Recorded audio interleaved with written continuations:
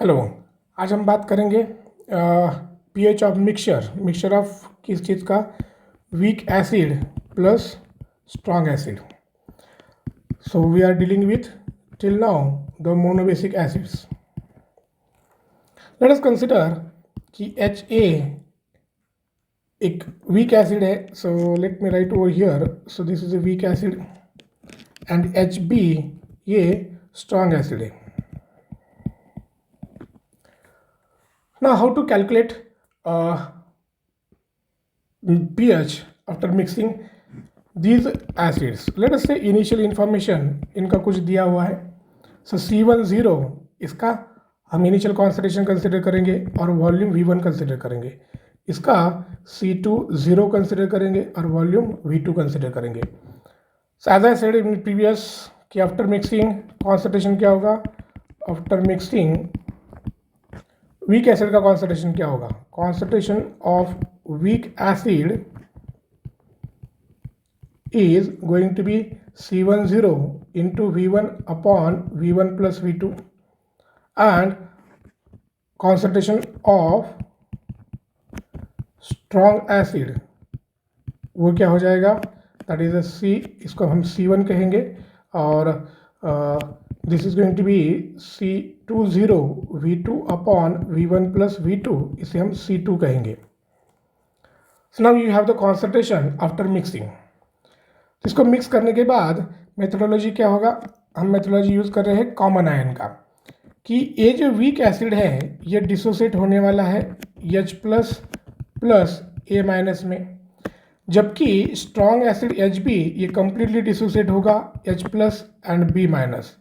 यानी आपका weak acid का dissociation in presence of the common ion H plus obtain from strong acid इस तरह से कंसिडर करना पड़ेगा।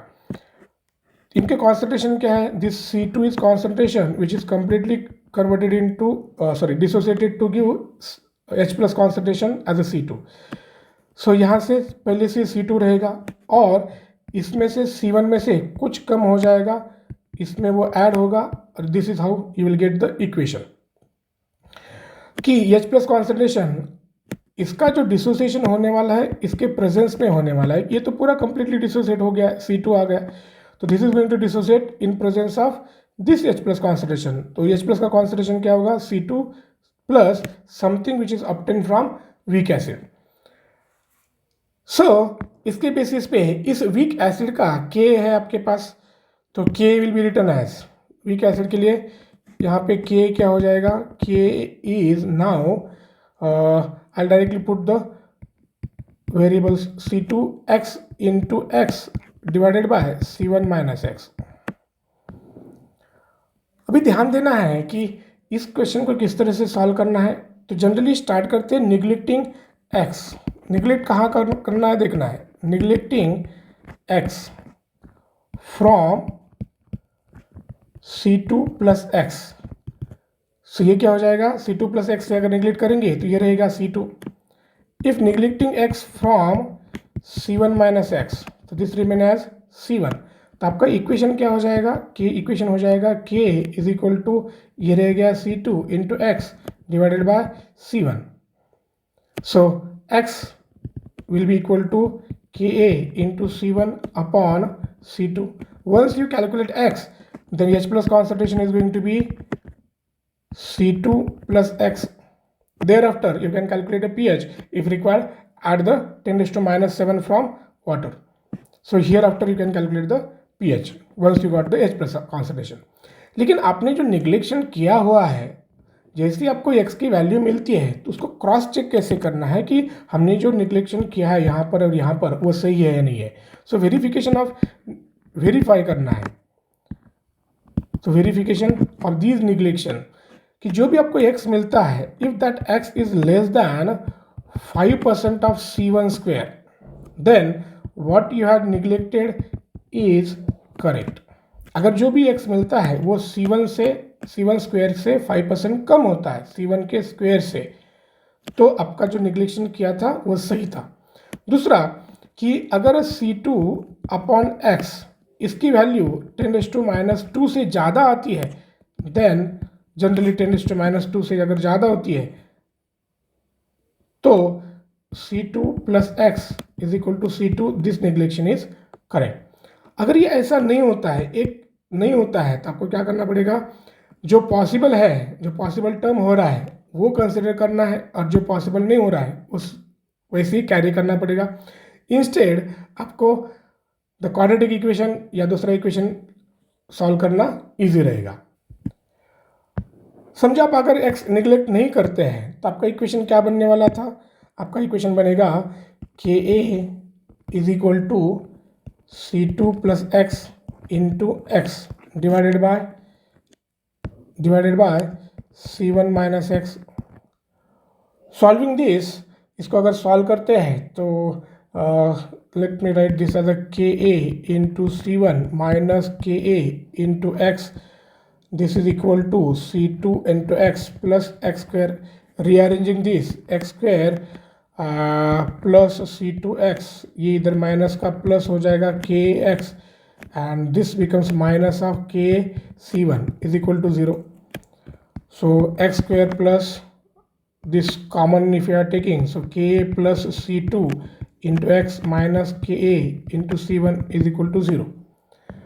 सबका क्वाड्रेटिक इक्वेशन इस तरह से बनेगा कि x की वैल्यू फाइंड आउट कैसे करना है कि minus of b, so k plus C2 plus root of ka plus C2 का square plus 4ka into C1। तो ये माइनस था इसलिए यहाँ पे प्लस आ गया, डिवाइडेड बाय 2। ये डायरेक्टली इक्वेशन भी आप यूज़ कर सकते हैं। ध्यान देना है कि के और C2, जैसे कि पता होगा C2 दिया हुआ है तो उसके हिसाब से आप निगलेक्ट करना है नहीं करना है, you can make a decision on this one. यहाँ से जो भी x मिलेगा, जैसे ही आपको x मिल गया तो H प्लस कॉन्सेंट्रेशन क्या हो जाएगा, that is going to be C2 plus X. If required add 10⁻⁻7 from water. कब ऐड करना है, जब इसकी वैल्यू अगर 10⁻6 से कम आती है। The equation, one more equation which is derived similar to the previous one from charge balance is H plus is equal to Kw upon H plus concentration plus you have Ka into C1 upon H plus concentration plus Ka plus C2. This is a valid equation for everything and not required any neglection of x or something. तो यहाँ से सीधा सीधा H plus मिलेगा, जहाँ आपको 10⁻⁷ भी add करने की ज़रूरत नहीं है। ये क्यूबिकल इक्वेशन है, instead of writing in a cubical form try to use in the same form over here, कि H प्लस का कॉन्सेंट्रेशन किस तरह से आप फाइंड आउट कर सकते हो। पहले वैल्यूज पुट करके बाद में सॉल्व करने की कोशिश करना। ऑन द अदर हैंड, कि अगर समझो वीक एसिड और स्ट्रॉन्ग एसिड दिया गया है, again strong acid and weak acid, HA हमने इसको वीक एसिड कहा था और HB इसको हमने स्ट्रॉन्ग कहा था।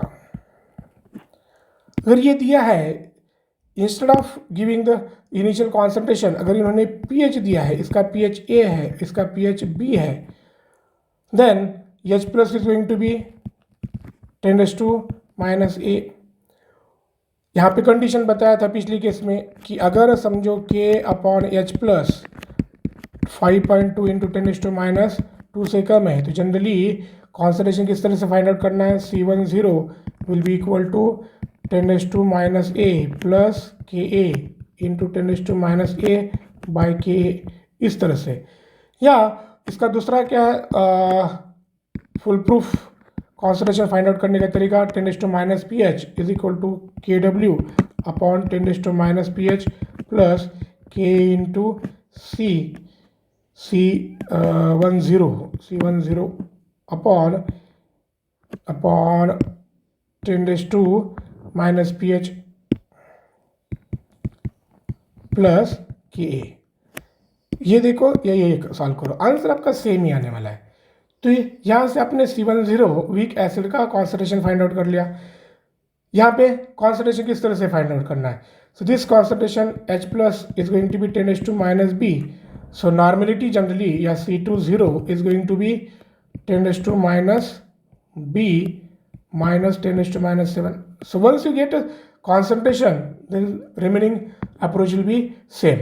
आपको फाइनल कॉन्सेंट्रेशन यानी कि मिक्सिंग के बाद कॉन्सेंट्रेशन क्या हो जाएंगे, C1 is equal to C10 V1 upon V1 plus V2 और C2 कॉन्सेंट्रेशन क्या हो जाएगा C20 V2 upon V1 plus V2।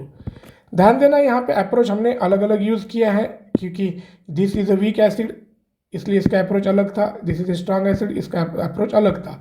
After combining once you know that one the concentrations are known, follow the same methodology as discussed earlier to calculate the pH. So this is about the pH of mixture when weak acid and strong acid are combined.